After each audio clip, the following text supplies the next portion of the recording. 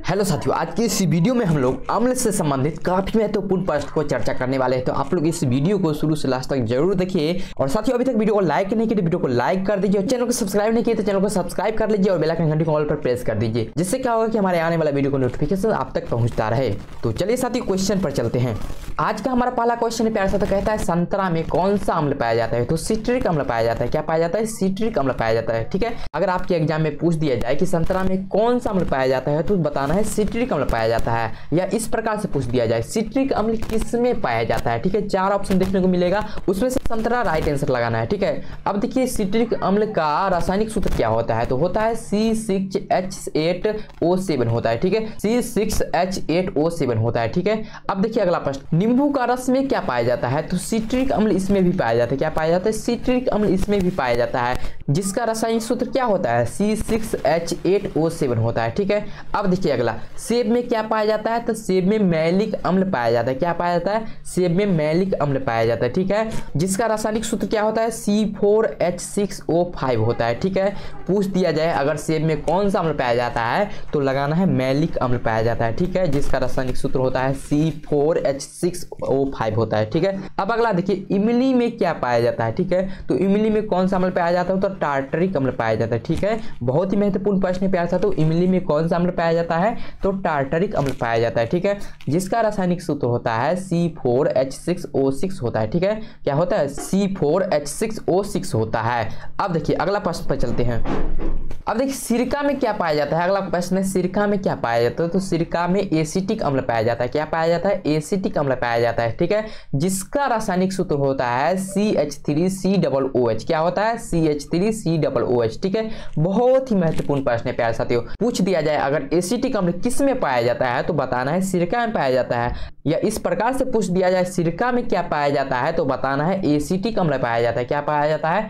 Acetic अम्ल पाया जाता है। ठीक है, या इस प्रकार से पूछ दिया जाए एसिटिक अम्ल का रासायनिक सूत्र क्या होता है तो आपको ये जवाब देना है CH3COOH। ठीक है, अब देखिए अगला प्रश्न क्या है? अगला प्रश्न है, दही में कौन सा अम्ल पाया जाता है? तो दही में लैक्टिक अम्ल पाया जाता है। क्या पाया जाता है? लैक्टिक अम्ल पाया जाता है। ठीक है, जिसका रासायनिक सूत्र होता है C3H6O3 होता है। ठीक है, लैक्टिक अम्ल किस में पाया जाता है? तो दही में पाया जाता है। ठीक है, अब चलते हैं अगला प्रश्न की ओर। टमाटर में क्या पाया जाता है? टमाटर में ऑक्जेलिक अम्ल पाया जाता है। क्या पाया जाता है? ऑक्जेलिक अम्ल पाया जाता है, जिसका रासायनिक सूत्र होता है C2H2O4 होता है। ठीक है, जिसका रासायनिक सूत्र क्या होता है? C2H2O4 होता है। ठीक है, अगर पूछ दिया जाए टमाटर में क्या पाया जाता है तो बताना है ऑक्जेलिक अम्ल पाया जाता है। या ऐसे पूछ दिया जाए ऑक्जेलिक अम्ल किस में पाया जाता है तो टमाटर में पाया जाता है। या इस प्रकार से पूछ दिया जाए ऑक्जेलिक अम्ल का रासायनिक सूत्र क्या होता है तो C2H2O4 होता है, सो बताना है। ठीक है, अब देखिए अगला प्रश्न क्या है? अगला प्रश्न है,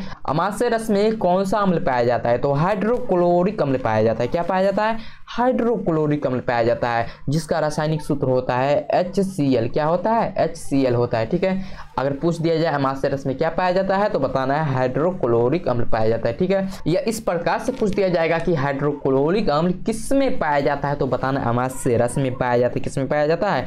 अमाशय रस में पाया जाता है। ठीक है, अगर इस प्रकार से पूछ दिया जाए प्यारे साथियों कि हाइड्रोक्लोरिक अम्ल का रासायनिक सूत्र क्या होता है तो बताना है HCl। क्या होता है? HCl होता है। ठीक है, अब देखिए अगला जो है, चाय में कौन सा अम्ल पाया जाता है तो बताना है टैनिक अम्ल पाया जाता है। क्या पाया जाता है?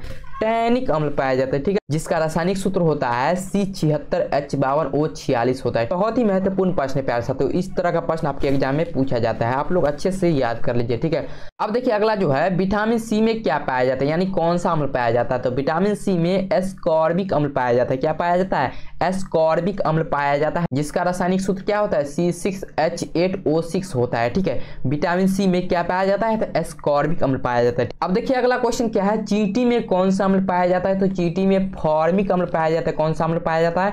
फॉर्मिक अम्ल पाया जाता है। ठीक है, ये इसको मेथेनोइक अम्ल भी कहते हैं। फॉर्मिक अम्ल को मेथेनोइक अम्ल भी कहते हैं। ठीक है, मेथेनोइक अम्ल भी कहते हैं। अगर फॉर्मिक अम्ल रहे या मेथेनोइक अम्ल रहे, दोनों एक ही है। ठीक है, जिसका रासायनिक सूत्र क्या होता है? HCOOH होता है। जिसका रासायनिक सूत्र क्या होता है? HCOOH होता है। ठीक है, और साथियों इस प्रश्न को इस प्रकार से भी पूछा जा सकता है, मेथेनोइक अम्ल का दूसरा नाम क्या है? तो फॉर्मिक अम्ल है। या फॉर्मिक अम्ल का दूसरा नाम क्या है? तो मेथेनोइक अम्ल है। ठीक है, ये जवाब देना है आपको। अब देखिए अगला क्वेश्चन क्या है, खट्टा दूध में क्या पाया जाता है? खट्टा दूध में प्यारे साथियों लैक्टिक अम्ल पाया जाता है। क्या पाया जाता है? लैक्टिक अम्ल पाया जाता है, जिसका रासायनिक सूत्र क्या होता है? C3H6O3 होता है। ठीक है, जिसका रासायनिक सूत्र क्या होता है? C3H6O3 होता है। बहुत ही महत्वपूर्ण प्रश्न है प्यारे साथियों। ठीक है, अब अगला प्रश्न देखिए, नेटल का डंक में कौन सा अम्ल पाया जाता है? तो फॉर्मिक अम्ल पाया जाता है। क्या पाया जाता है? फॉर्मिक अम्ल पाया जाता है, जिसका रासायनिक सूत्र जो होता है HCOOH होता है। क्या होता है? HCOOH होता है, और इसको हम लोग मेथेनोइक अम्ल भी कहते हैं। क्या कहते हैं? मेथेनोइक अम्ल भी कहते हैं। आप लोग को याद कर लेना है। ठीक है,